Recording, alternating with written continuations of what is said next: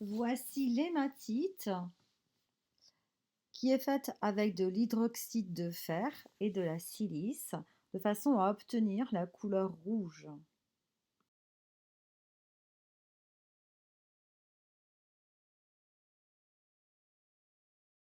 Voici pour obtenir les couleurs blanches qui sont faites avec de l'ocre à gauche qui vient de l'île de Chypre et à droite de l'île de Milos. Donc c'est fait avec de la kaoline.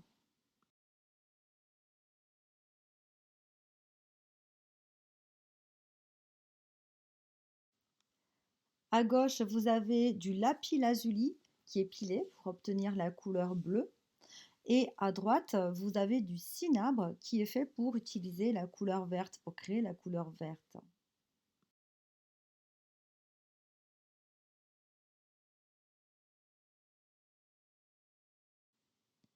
À gauche, vous avez une couleur verte qui est faite avec de la conicalcite. Elle vient d'anciennes mines d'argent du Lorion. Et à droite, vous avez une couleur qui est un petit peu ocre, qui vient également des anciennes mines d'argent du mont Lorion, qui est faite avec un composé qui s'appelle l'hydronium jarosite.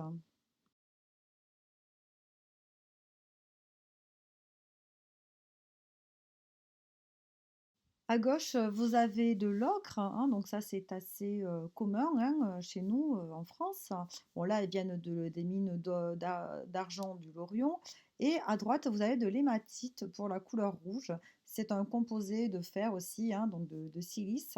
Et du coup, c'est une couleur qui va être extrêmement utilisée par les Grecs et par les Romains.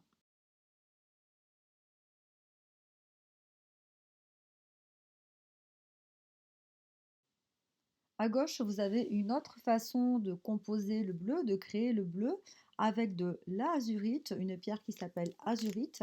Et là, cette pierre vient également des mines d'argent du Mont Lorion. Et à droite, vous avez de la malachite qui vient du même endroit. Donc c'est une pierre qui est également semi-précieuse. Le bleu et le vert, ce sont des pierres qui sont très difficiles, très chères, très difficiles à trouver et très chères à créer. Ce sont des couleurs très chères à créer.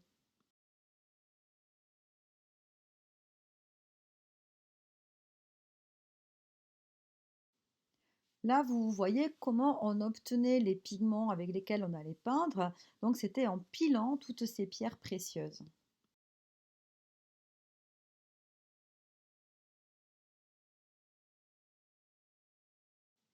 Ici, vous voyez qu'on a pilé de l'ocre de façon à obtenir cette poudre qui va servir à peindre ultérieurement.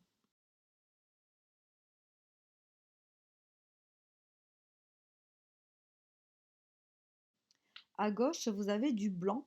Donc, le cos, hein, c'est le blanc, qui est fait à partir de cérusite. Donc, cérusé, ça veut dire blanc. Vous connaissez peut-être les meubles cérusés, ça veut dire qui sont blanchis. Et à droite, vous avez du bleu, un bleu qui est très joli, qu'on appelle le vert de gris en français. Donc, c'est une pierre qui est faite à partir d'un composé chimique également, qui est créé de façon un petit peu particulière. Je vous montre à l'image suivante.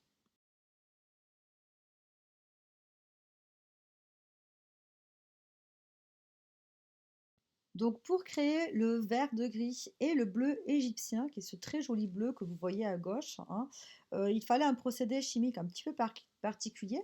Vous le voyez sur le vase à droite. En fait, on faisait s'oxyder du fer et on grattait la poudre qui avait été obtenue de façon à obtenir ce bleu si particulier. Donc voilà, vous voyez, en fait, évidemment, le vase était fermé, mais c'était très difficile à obtenir et c'était des couleurs très onéreuses, encore une fois.